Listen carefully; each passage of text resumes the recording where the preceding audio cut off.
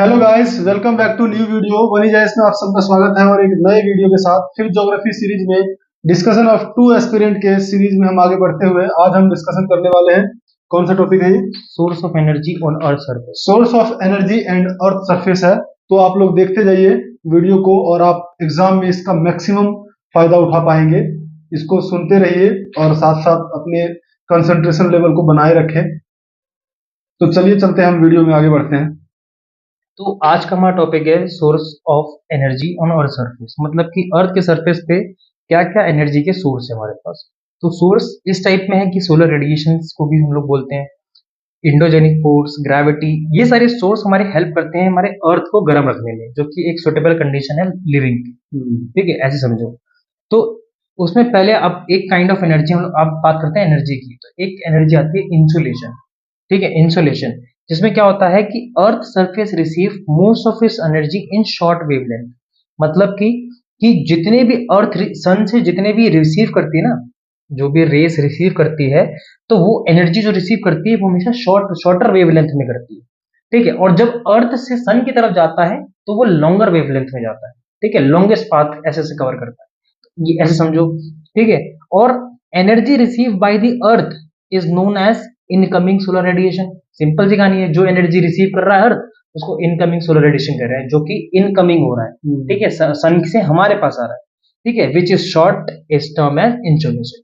ठीक है, सिंपल सी कहानी है कि जो सन से हमारे अर्थ के पास एक एनर्जी आई, उस एनर्जी को हम लोग इनकमिंग सोलर रेडिएशन कहते हैं, जिसको हम लोग कहते हैं इंसोलेशन।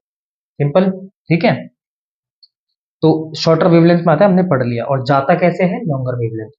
ठीक है, अब मैकेनिज्म ऑफ सोलर रेडिएशन, क्या मैकेनिज्म है सोलर रेडिएशन का। तो source of energy of sun is interior where hydrogen is converted into helium. ठीक है, क्या होता है, अब एनर्जी का क्या, जो सन की एनर्जी का उसका क्या सोर्स है कि सन में ना बहुत सारा हीलियम हम लोग बोलते हैं, लेकिन हीलियम का क्या प्रोसेस है कि हाइड्रोजन जो है वो कन्वर्ट होता है उसमें हीलियम।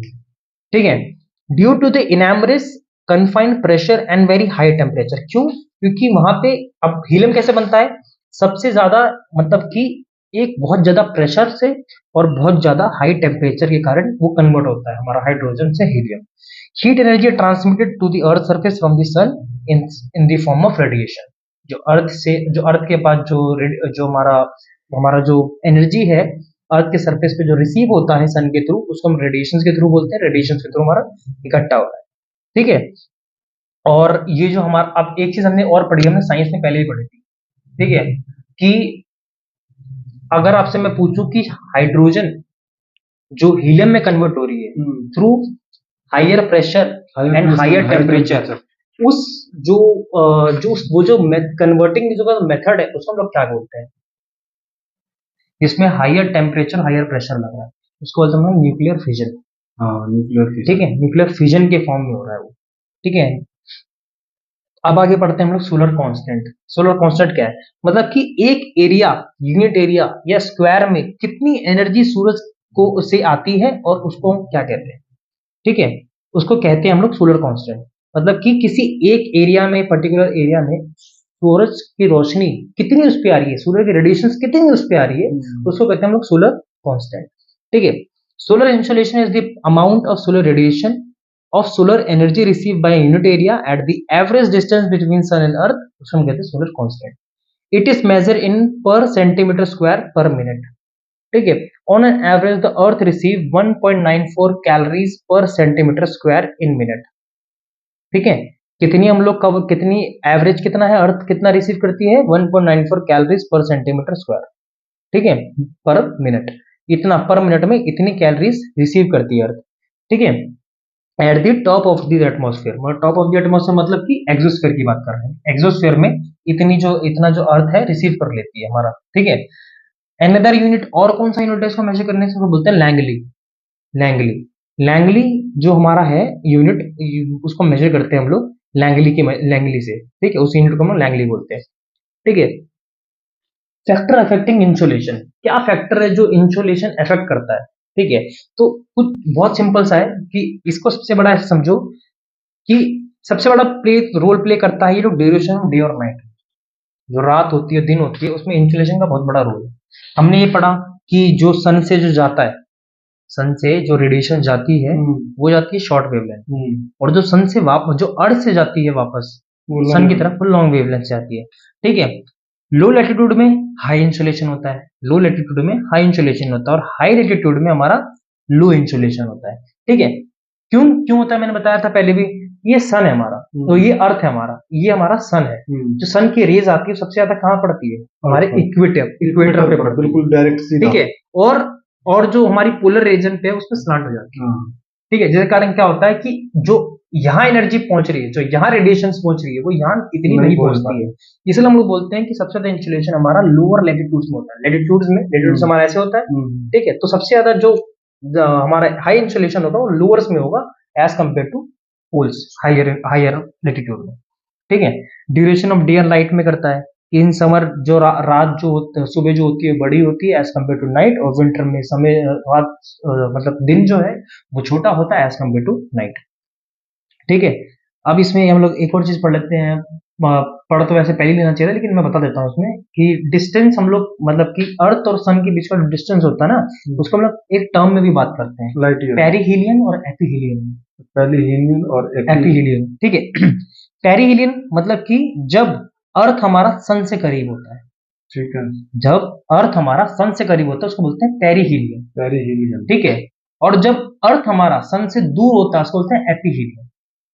ठीक है, ये बात हमें पता होना चाहिए। और पेरिहीलियन कंडीशन में अर्थ सबसे ज्यादा इंसुलेशन रिसीव करता है, क्यों? क्योंकि सन से बहुत पास है।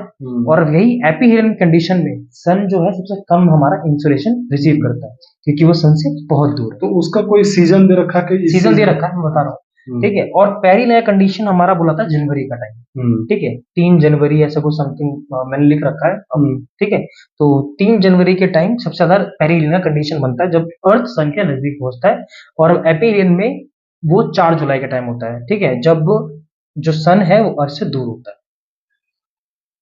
ठीक है, अब फैक्टर जो कि कॉज करते हैं वेरिएशंस इन इंसुलेशन। लेकिन एक चीज में टेम्परेचर तो सबसे ज्यादा तो इसी जो गर्मियों के सीजन में होता है, क्योंकि अर्थ बिल्कुल जो है जो हमारा सन है वो बिल्कुल हमारे सीधे से जाता है। तो ऐसे समझो ना, देखो, तो हमने अगर ये चीज बोली कि हाँ भाई, लेकिन हमें ये भी तो देखना है कि हम उस टाइम किस एल्टीट्यूड में वहां पे है, ये भी तो देखना पड़ेगा। रोटेशन हो रही है ना इंसुलेशन में, सबसे मैं अभी ये बता रहा था सबसे बड़ा फैक्टर होता है इंसुलेशन को इफेक्ट करने का रोटेशन, कि अर्थ रोटेट कर रही है, वेस्ट टू ईस्ट रोटेट कर रही है हमारी। तो हम उस टाइम किस टाइम पे मतलब कौन सी कहाँ, मतलब कि सन के सामने हमारा फेस है, सन के पीछे हमारा फेस है, वो डिपेंड करता है। सन के सामने जहां जिसका फेस होगा 3 जनवरी में, मतलब मान लो अगर यहाँ हमारी ठंड है तो हम मतलब कि कहाँ है, सन से पीछे की साइड है हमारा। ठीक है, और जो सन की आगे की साइड होगी 3 जनवरी के टाइम पे, वहां पे सबसे ज्यादा तो वहीं गर्मी होगी ना। ठीक है, सबसे ज्यादा वहीं गर्मी होगी। तो ये सबसे बड़ा कॉज जो मैं बताता, रोटेशन ऑफ अर्थ सबसे बड़ा एक पहला हमारा कॉज है। दूसरा आता है हमारा angle of inclination. Angle of inclination मतलब कि जो हमारा जो सन का जो एनर्जी रिसीव होता है सबसे कम होता है पोलर्स पे, तो वो एंगल ऑफ इंक्लिनेशन का बताता है। लेंथ ऑफ द डे, ठीक है, फिर transparency of atmosphere, configuration of land in terms of expect. ठीक है, मतलब ठीक है, इतनी चीजें थी। अब हम आगे बढ़ते हैं सन स्पॉट पे। सन स्पॉट क्या होता है? मतलब सन स्पॉट कुछ नहीं है, सन के ऊपर एक स्पॉट होता है, मतलब एक हमने बना रखा है कि एक स्पॉट होता है, मतलब कि जब वो स्पॉट ऐसा होता है जो हाइड्रोजन जो होता है ना वो ब्रेक हो रहा होता है हीलियम। ठीक है, तो वो स्पॉट हल्का सा दिख रहा होता है। सन को देखोगे तो अलग अलग स्पॉट दिख रहे होते हैं, उसमें स्पॉट्स दिख रहे होते हैं, तो वो कन्वर्जन दिखा रहा है कि हाइड्रोजन हीलियम में कन्वर्ट हो रहा है। ठीक है, और कितना इसका एक साइकिल भी है, जब हाइड्रोजन हीलियम में बदलता है उसका एक साइकिल है, वो है 11 साल का साइकिल। ठीक है, टू कन्वर्ट इनटू हीलियम 11 साल में वो हाइड्रोजन जो है हीलियम में बनता है। ठीक है, मेट्रॉइड डस्ट स्पेस डस्ट है हमारा, ठीक है, जो कि मेट्रॉइड्स एस्ट्रॉइड्स और हमारा स्पेस डस्ट स्पेस से आते हैं, जो कि इंसुलेशन को डिक्रीज करने का भी काम करते हैं। ठीक है, ब्लॉकेज जैसा काम करते हैं। ठीक है, क्योंकि अब मैं बताता हूँ, अगर मैं आपको ऐसे समझाऊं कि अभी मैं वैसे बताऊंगा हीट बजट में हम लोग पढ़ेंगे ये चीज, हीट बजट में हम लोग पढ़ेंगे ये चीज कि जब सन से जो हमारा रेडिएशन आ रहा है वो हमारे तक, क्योंकि अगर हम लोग बोल रहे हैं कि सन के बाद बहुत ज्यादा एनर्जी है तो हमें तो वो नुकसान करना चाहिए, तो उसके बारे में पढ़ेंगे लोग हीट बजट की कितने सारे फैक्टर्स है जिसके कारण जो हीट है हमारे पास कुछ ही मात्रा में पहुंचती है। लेकिन जाती पूरी, जब जाती है तो वो जहां जहां वो ब्रेक हुई ना, वहां से फिर वो वापस उतनी ही जाती है। 100% आई तो 100% ही जाएगी स्पेस के बाद। ठीक है, तो अभी हीट बजट में पढ़ेंगे ये चीज। बाकी इतनी समझ लो कि जो हमारा मेट्रॉइड डस्ट है या स्पेस डस्ट है हमारा, ये हमारा इंसुलेशन को डिक्रीज करने का भी काम करता है, ब्लॉकेज करने का भी काम करता है। लोकल वेदर कंडीशन जैसे कि फॉग, क्लाउड, मिस्ट, ये भी इम्पैक्ट करते हैं इंसुलेशन को घटाने में। ठीक है, तो अब पढ़ते हैं हम लोग स्पेक्ट्रम ऑफ सनलाइट। मतलब कि जो सन की जो रेज होती है ना, उसको अलग अलग नाम बोला जाता है। मैंने इसमें ट्रिक बना रखा है, G X U V I M R. ठीक है, G X U V I M R. ठीक है, अब ये मैंने बना रखा है लोएस्ट टू हाईएस्ट। ठीक है, कैसे? पहली रेस जी से क्या है, गामा रे। ठीक है, जिसको हम एक्सरे भी बोलते हैं, ओ सॉरी गामा रे। फिर आता है एक्सरे, फिर आता है यूवी रे, फिर आता है विजिबल रे, इंफ्रारेड रे, हीट एंड माइक्रोवेव रे, और फिर आता है रेडियो वेव, जिसकी सबसे लार्ज वेवलेंथ होती है। अब मैं इसमें वेवलेंथ में बात करूं तो गामा रे और एक्सरे की हमारी 0.005 से लेके 1 वेवलेंथ तक की है। यूवी रेस की 0.2 से 0.4 वेवलेंथ है। विजिबल रेस की 0.5 से 0.7 वेवलेंथ है। इंफ्रारेड रेस की 0.7 से हमारा 3 वेवलेंथ है। हीट एंड माइक्रोवेव रे की 3 से 3000 वेवलेंथ है, और रेडियो वेव की सबसे ज्यादा वेवलेंथ है, तो वो 3000 से प्लस हो जाता है। ठीक है, तो ये है ट्रिक मैंने बता दी। जी मतलब किसी को ऐसे समझो कि एक्स, कोई एक्सयूवी गाड़ी है ना, उसका जी करके बात करो, जी एक्सयूवी आई एम आर। ठीक है, ये चीज है। ठीक है, रेज वेवलेंथ बढ़ती जाएगी, increase if wave have high wavelength than it has less energy. किसी वेवलेंथ की अगर हाई वेवलेंथ है, किसी भी वेवलेंथ, किसी भी अगर हमारे वेव की सबसे ज्यादा वेवलेंथ है, तो उसकी वजह से एनर्जी सबसे कम होगी। और जिसकी सबसे कम वेवलेंथ, सबसे कम वेव है, उसकी सबसे ज्यादा एनर्जी होगी। ठीक है, मतलब सबसे ज्यादा किसकी वेव थी हमारी, रेडियो वेव, तो सबसे कम एनर्जी होगी उसके पास। और सबसे कम किसकी थी हमारी, गामा, तो गामा के पास सबसे ज्यादा एनर्जी होगी। तो ये भी चीज याद रखना है। ठीक है।